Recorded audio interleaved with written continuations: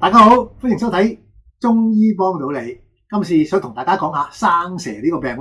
生蛇其實真正嘅學名咧叫做帶狀疱疹。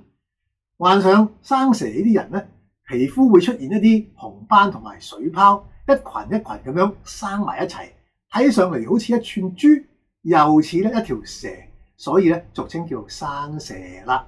生蛇好痛㗎喎，好似火燒咁，常常咧係突然間發病，嚇人一跳。蛇咧通常都係生喺腰啊、脅啊、胸啊、大腿呢啲位置，但係有時就會生喺面嗰度，或者生喺額頭嗰度，嚴重起上嚟仲會侵犯眼睛添，就叫做生蛇上眼啦。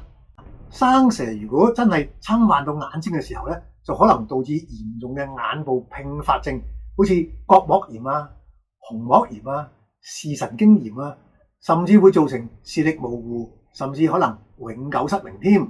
下面同大家分享一個病例，患者咧我哋俾個化名佢叫做蘇斯啊。蘇斯生蛇，佢個患處咧啱啱好正正就喺右眼嘅上方，痛就唔使講啦。佢最驚嘅咧就係眼睛會受到影響。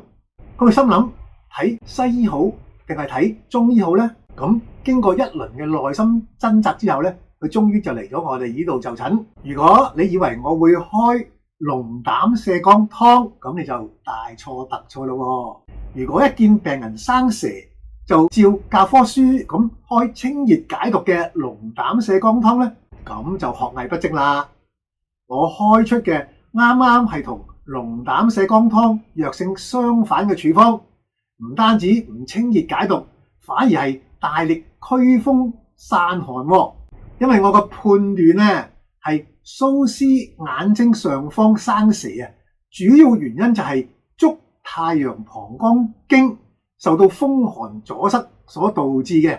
只要用正確中藥將風寒掃蕩出去咧，咁西醫所謂嘅帶狀疱疹病毒咧就必會消退，咁生蛇就一定會痊癒嘅。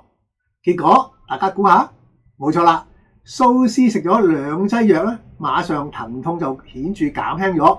食緊5劑藥之後就完全好翻晒啦。好，今次分享到呢度，下次再見。支持中醫幫到你，讓中醫智慧家傳戶曉。請訂閱、讚好同埋分享開去，記得撳埋個鐘仔，以後就會收到最新片段㗎喇。